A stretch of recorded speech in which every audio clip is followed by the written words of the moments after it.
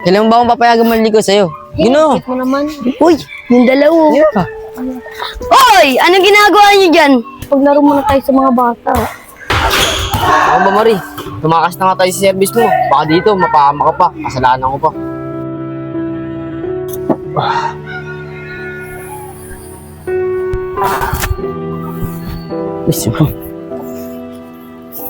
Mali yan, Marie. Dapat ganito. Itataas mo to, tapos ito, bababa mo.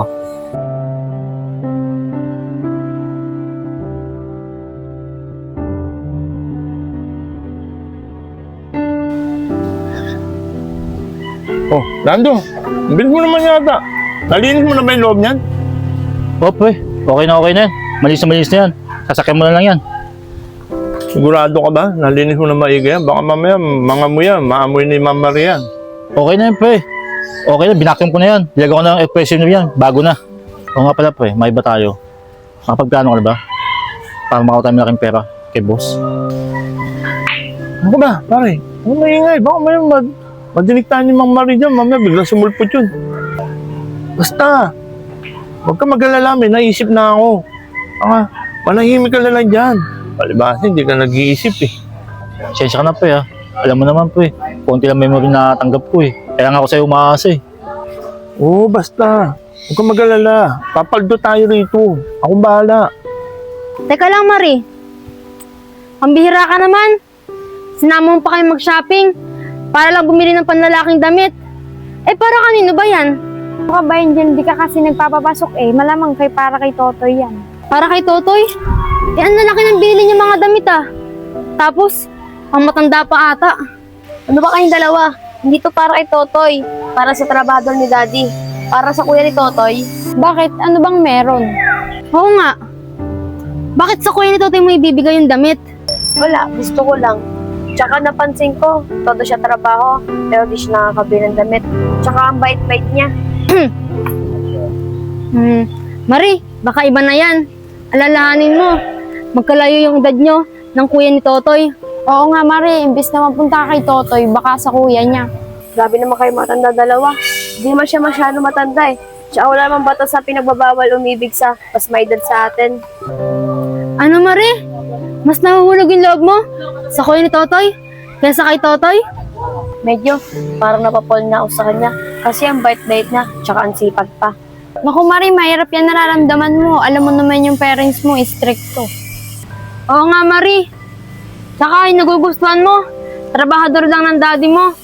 Malaya maging kayo. Kasi mayaman ka, mahirap sila. Ano ba kayong dalawa? Kung ano nararamdaman ko, ayun na yun. Tsaka tara na nga, baka ando na yung service ko. Andong ko naman ngayon, nandiyan na si Ma'am Marie. Hindi na. Ma'am Marie, pasensya na po kayo, hindi namin kayo nasundurong kasi bawal po kasi walang maparking ang nuro. Andong ko naman ang mga gamit ni Ma'am. Okay lang po. Halika na po, Ma'am.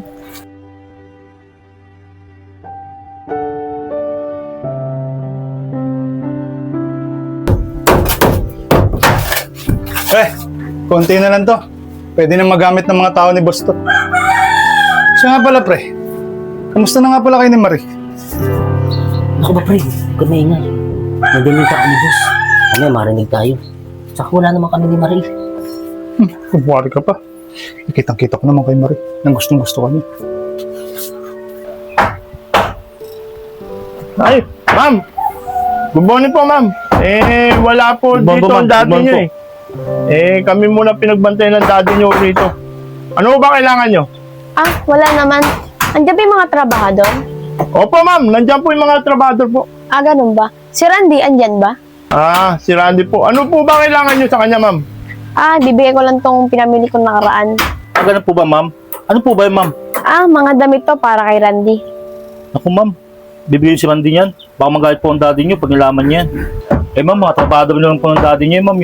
Dapat, ma'am, ako na lang bigyan niyo, ma'am. Tingin, ma'am, mo. Uy, Lando, ano ko ba naman? Ma'am, sige po ako, Ma'am. Papatawag na lang po natin. Di, nandiyan ba si Randy? Patawag mo nga. Ay, oh, boss, nandito. Pre, tawag ka ng driver ni boss. Saglit lang, pre.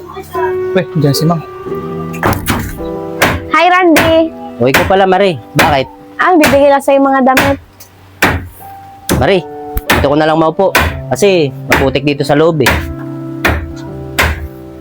Naku Marie, nakakaya naman po. Binilhan niyo pa ako ng damit. Luka ba, huwag ka maiya. Upo ka muna dyan. Marie, nagtatrabaho po kasi kami. Wala pa po oras ng break time. Sige na, ako na bahala. Sige po, pero saglit lang po kasi baka mapagalitan po kami ni boss eh. Sige. Randy, sukatin mo muna.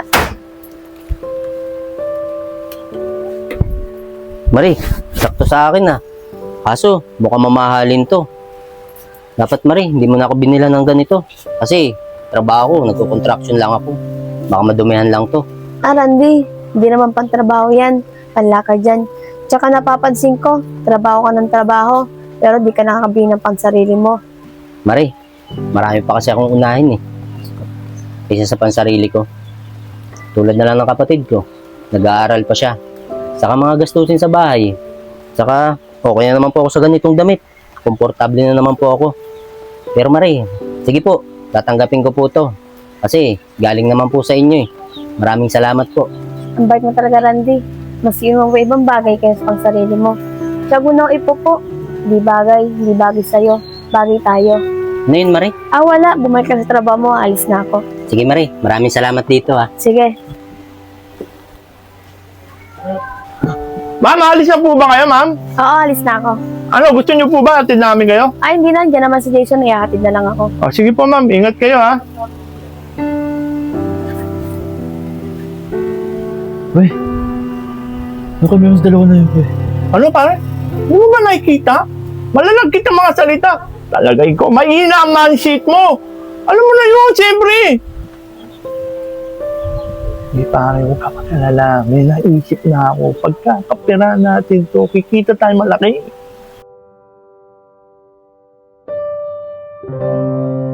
Asan ba dito, Toy? Ito kasi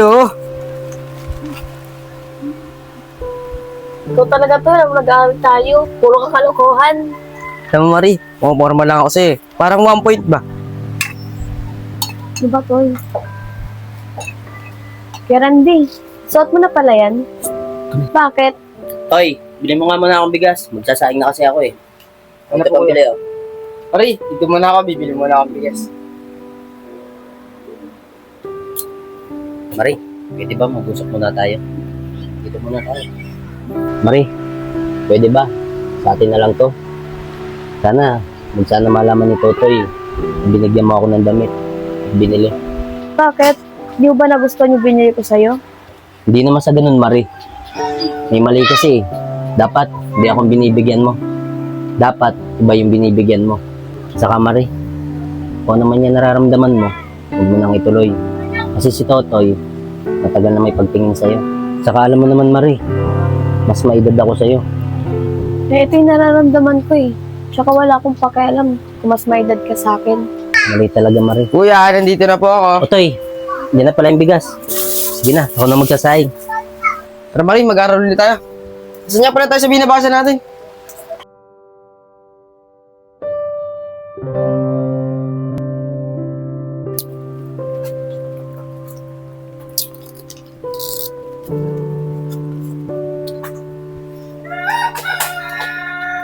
Yeah. Tatanong lang po ako. Kasi po ganina, pagpasok ko, pagkatabi po kayo ni Marie. Ano po bang pinag-uusapan niyo? Ganina ba, Toy? Wala naman. Tinanong ko lang naman sa kanya, baka hinanap siya ng daddy niya. Sabi naman daw niya, hindi naman. Nagpaalam naman daw siya sa daddy niya. Ayun lang po pala ko O Toy, bakit mo naman natanong? Wala naman po. Ganun ba? Teka nga lang kuya, para may nakapansin ako sa'yo. Mukhang bagong bilit ng damit mo Mukhang mamahalin pa. Ito Toy. Hindi naman ako bumibili ng mamahalin Galing lang to sa ukay-ukay. Alam mo naman, mga original mga damit dun at saka short. Kaya bumili na rin ako. Toy, bibili sana kita Kaso, kulang naman yung pera ko. Kaya mo Toy, sa susunod, bibili kita ng mga damit na original. Galing ukay-ukay. Ganun po ba kuya? Huwag niyo po muna ako bilhin ng damit kasi marami pa po akong damit dyan. Ganun ba Toy? O sige, ikaw ang bahala. Tara, kumain muna tayo. Wala pa naman bumibili. Tara po. Tara.